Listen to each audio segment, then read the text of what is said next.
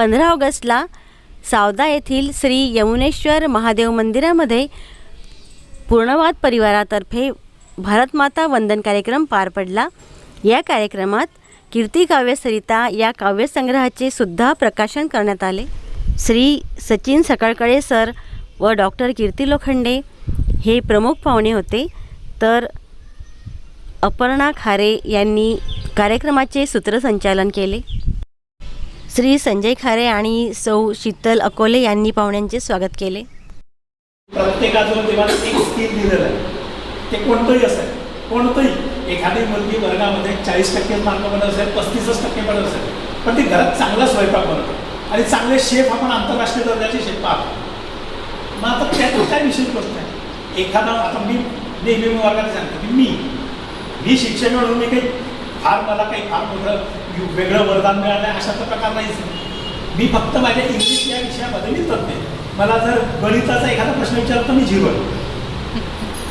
मग मी तिथे स्वतःला कमी लेखायला पाहिजे का? तर नाही, माझ्यामध्ये जे स्किल आहे त्या स्किलनुसार मी पुढे जाणार। असं प्रत्येकाने जर केलं तर कोणीच खचणार, आणि कोणीच जर खचणार नाही तर देश खरंच पुढे। आपल्या देशाला तेच पाहिजे। आणि ही मानसिकता खऱ्या अर्थाने आईवडिलांनी आत्मसात करावी। मुलीने नाही, ते तर विचार अजून तो अजाण आहे, अजून शिकताय, त्यांना अजून पुढे काय करायचं हेही माहिती नाही अजून। म्हणजे आपण कधी मी ज्या मुलामुलींमध्ये वापरतो त्या मुलामुलींना जर विचारलं तुम्ही काय ठरवलं तर तेवढं काहीच माहिती नाही। कवयित्री डॉक्टर कीर्ती लोखंडे यांच्या कीर्ती काव्य सरिता या काव्यसंग्रहाचे प्रकाशन करण्यात आले। या पुस्तकात हिंदू सण संस्कृती याविषयी पावसाच्या कविता, लहान मुलांच्या कविता, लेवा गणबोलीतील कविता अशा कविता समाविष्ट आहेत। हे पुस्तक विद्यार्थ्यांसाठी, शाळातील लायब्ररीसाठी व एकाच वेळी 5च्या वर पुस्तके घेणाऱ्यांसाठी अर्ध्या किमतीत उपलब्ध आहे। पुस्तक हवं असेल तर डॉक्टर कीर्ती लोखंडे 9145066441 या नंबरवर संपर्क साधावा। परमपूजनीय रामचंद्र महाराज पारनेरकर, परमपूजनीय वर्धिष्णू श्री विष्णू महाराज पारनेरकर आणि भारतमातेच्या चरणी मी वंदन करते। आपल्याला आयुष्यात काय हवं असतं? एवढे जीवापाड कष्ट आपण कशासाठी करतो? आपल्याला एक चांगलं आयुष्य हवं असतं आणि आपल्या संपूर्ण इच्छा पूर्ण व्हायला हव्यात।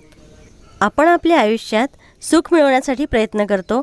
आपल्याला आयुष्यात 7 सुखांची प्राप्ती हवी असते।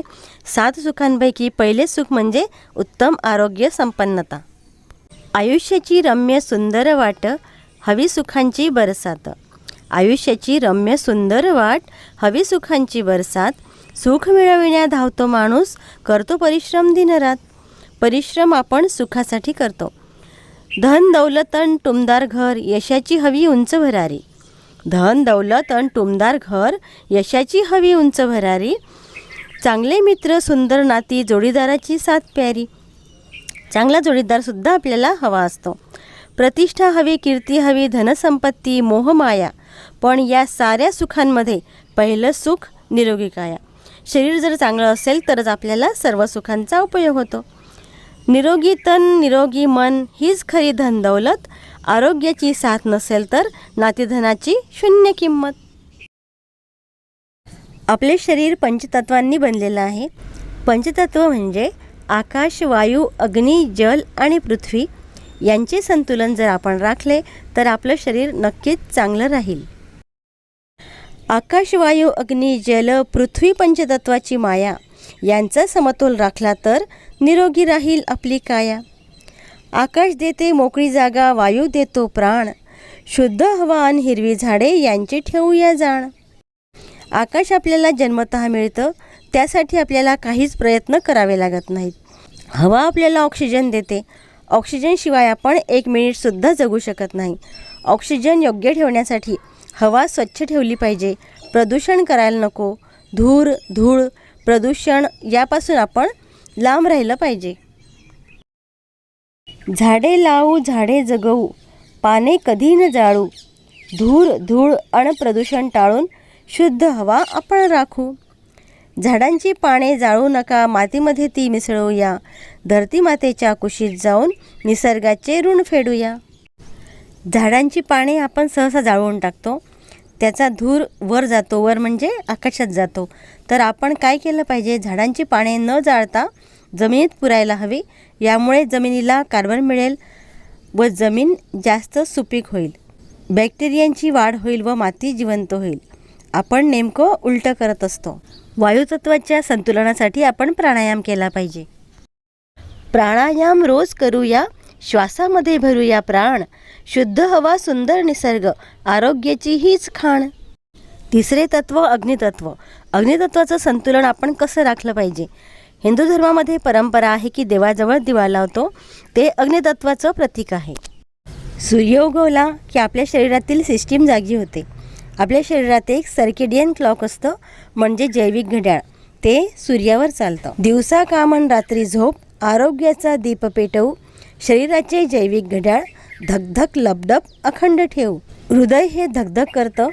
आपण जर स्टेथोस्कोपने ऐकलं तर लबडब लबडब असा आवाज येतो. हे अखंड ठेवण्यासाठी आपल्याला सूर्याची गरज असते. सूर्य जसा जसा वर येतो तसे आपले शरीर कार्यान्वित होते आणि सूर्यास्तानंतर आपल्या शरीराची गती मंदावते. समजा आपण खूप उशिरा जेवलो किंवा खूप रात्री जेवलो तर त्याचं पचन तेवढं होत नाही आणि त्याचं रूपांतर व्याधींमध्ये होते.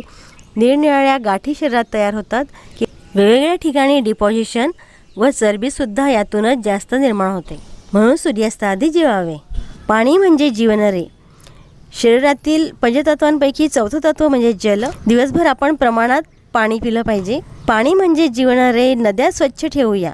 नद्या जर स्वच्छ असतील तर शरीर स्वच्छ राहील आणि आरोग्य ठीक राहील.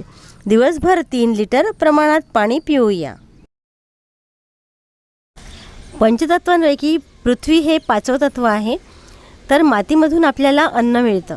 पृथ्वी देते अन्न आपल्याला, धान्य फळे अन्न भाज्या, रिजनल सीझनल ओरिजिनल, सकस पौष्टिक खाऊया.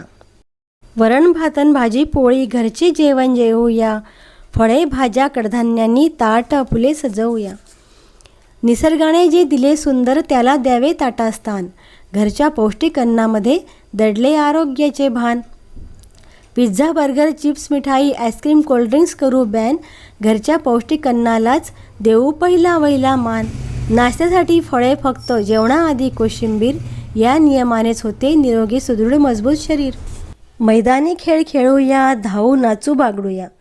मोबाईल वेळ कमी करून निसर्गाशी मैत्री करू. मातीवरती अनवाणी चालू, धरतीचा घेऊ स्पर्श. निसर्गाच्या सान्निध्यामध्ये मनाला मिळेल हर्ष. शरीराला जशी अन्नाची गरज तशी मनालाही प्रेमाची. हसू खेळू मित्र बनवू, सवय ठेवू चांगुलपणाची. मन निरोगी ठेवायचे तर चांगले विचार करूया. राग लोभ आणि मत्सर सोडून प्रेमाने सारे वागूया. खोटे बोलू नये कधीही, चोरी कधी न करावी. सत्य प्रेम आणि चांगुलपणाची वाट नेहमी धरावी. धन मिळेल, मान मिळेल, यश मिळेल छान. मित्र मिळतील, नाते मिळतील, होईल जगात सन्मान. निरोगी मन निरोगी तन हेच खरे जीवनधन. आरोग्य जपू, आनंदी राहू, सुंदर करू आपले जीवन. आरोग्याची साथ नसेल तर सारेच जाईल वाया. सुखाच्या साऱ्या वाटांमध्ये पहिलं सुख निरोगी काया. धन्यवाद.